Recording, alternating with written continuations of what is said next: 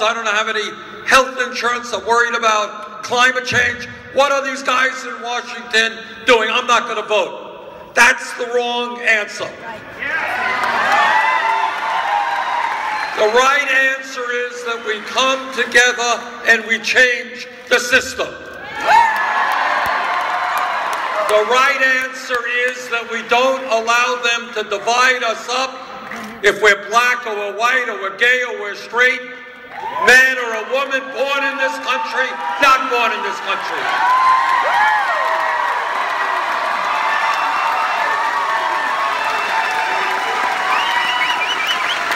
Our job is to stand together and to fight for an agenda that works for all people and not just a handful. Now, I don't know about you, but it strikes me as a little bit strange that in the wealthiest country in the history of the world, we have the highest rate of childhood poverty. Strikes me as a little bit weird that in America today we have more income and wealth inequality than any other major country on earth, where the top 1/10 of 1% owns almost as much wealth as the bottom 90%. Shame! Strikes me as a little bit weird that in Iowa and Vermont we got people working 2 or 3 jobs, 50, 60 hours a week, and yet 58% of all new income is going to the top 1%. Strikes me as a little bit weird that in this country we have more people in jail, disproportionately African American and Hispanic, more people in jail than any other country on earth. What about? Millions of lives being destroyed, some of them for nonviolent crimes. Seems to me, maybe it makes more sense for us to invest in education and jobs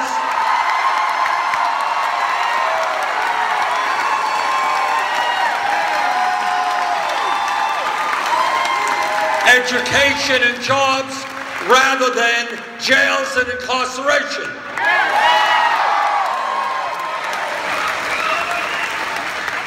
Seems a little bit strange to me that in the wealthiest nation in the history of the world, which is what we are today, we are the only major country that doesn't guarantee health care to all people as a right.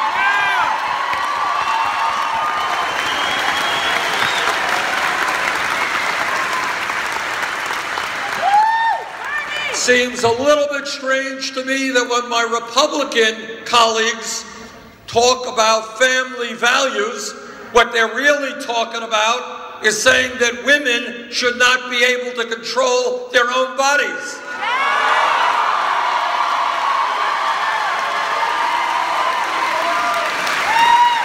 And what they're talking about when they talk about their family values is that our gay brothers and sisters should not be able to get married.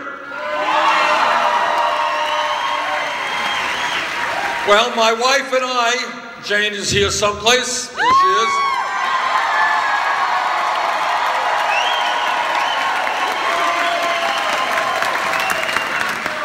We've got 4 kids and 7 grandchildren. We have a different set of family values.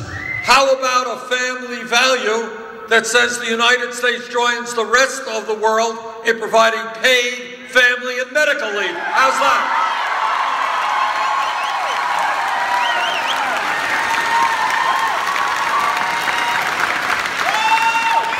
How about a family value that says when you get old, you don't have to live on $11,000 or $12,000 Social Security? Maybe we raise and expand Social Security benefits. How's that?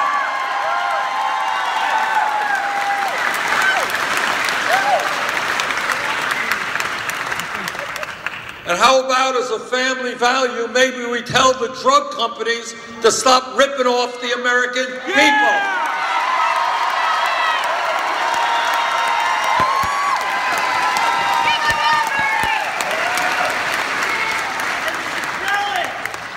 I want to see this country have the strongest, most vibrant democracy in the world. I don't want to see us have voter turnouts as we did a year ago, when 63% of Americans didn't vote, 80% of young people didn't vote. That's not what American democracy should be about. So what we are going to do is end voter suppression. We are going to make it easier for people to vote, not harder. And the other thing that we're going to do as we restore real democracy to this country, we're going to overturn this disastrous Citizens United Supreme Court decision.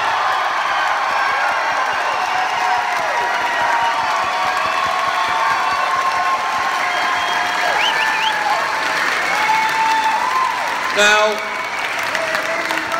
I am very proud, I really am, to tell you that we are one of the very few major presidential campaigns that does not have a super PAC.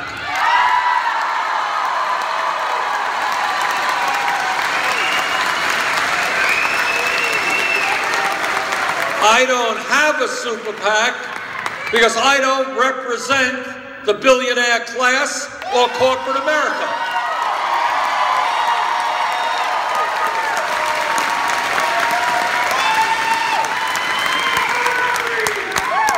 And what I am immensely proud to tell you, I want you to hear this. We have received more individual campaign contributions at this point in the campaign than any campaign in American history.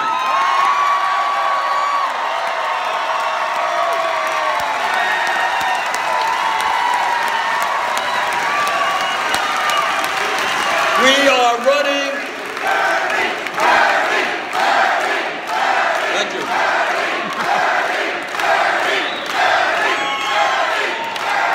We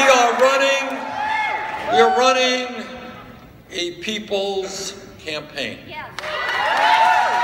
And the experiment here, and it's an interesting experiment, we don't know the results yet, but here's the experiment. What the pundits say, what the political scientists say, all these guys who study the issue say, they say you can't run a winning campaign unless you have a super PAC and you allow billionaires and millionaires to contribute. That's bullshit. That's right. Well, you captured my sentiment exactly.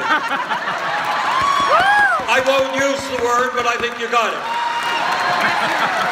What we are saying is that when millions of people come together trying to reclaim their government, we can, in fact, do extraordinary things for America.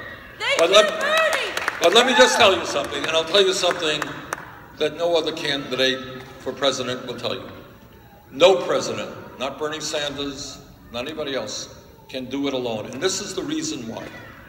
The reason why is that the people who have power in this country, people in corporate America, people in Wall Street, the Koch brothers, the huge campaign contributors, they by and large, the corporate media, these guys by and large determine what happens in America. And no president, not the best intention in the world, can change that by himself or herself. What we need and what makes this campaign different than any others, yeah, I want you to vote for me. Yeah, I want you to help me win here in Iowa. I want you to help me win the Democratic nomination. But I will need your help the day after the election. And I mean it. Those aren't just words. In other words, look, one of the things that we are talking about, I want you to picture this. One of the things that we are talking about, we're saying something that's pretty commonsensical. This is the year 2015.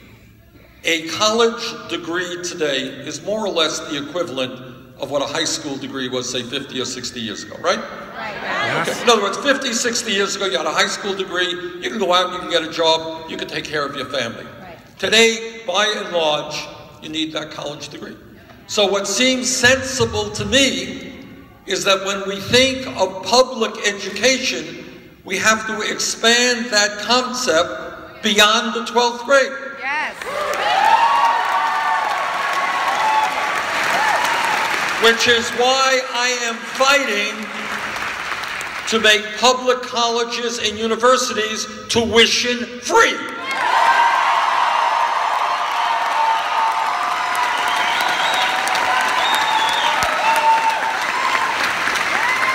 And why we are also going to substantially lower interest rates on student debt.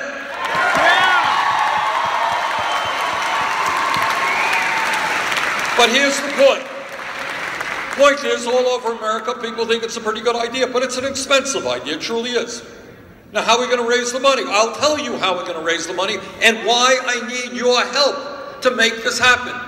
We're going to put a speculation tax on Wall Street.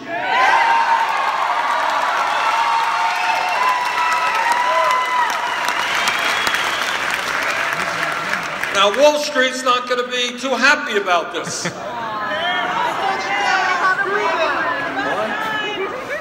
But what we need is a movement of people to tell Wall Street that when, as a result of their greed, recklessness, and illegal behavior, you bailed them out, now it's time for them to help the middle class of this country.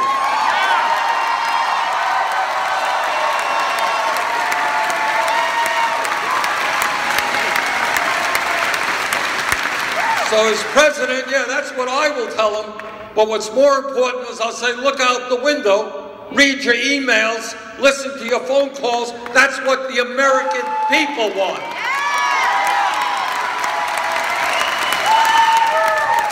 So what this campaign is about, and we call it, is creating a political revolution.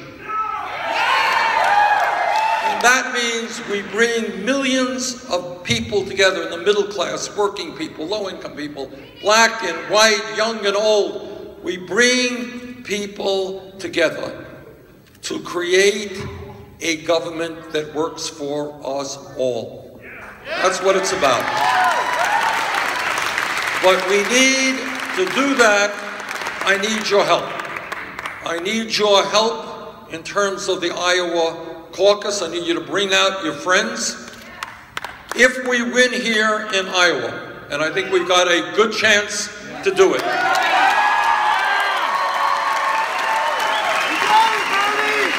And if we win in New Hampshire, and I think we've got a good chance to do that.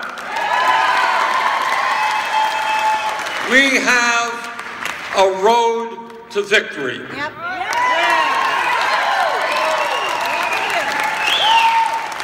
So if you are interested not just in electing somebody to be president, but if you're interested in transforming the United States of America, if you're interested in participating in a political revolution, we need your help. Thank you.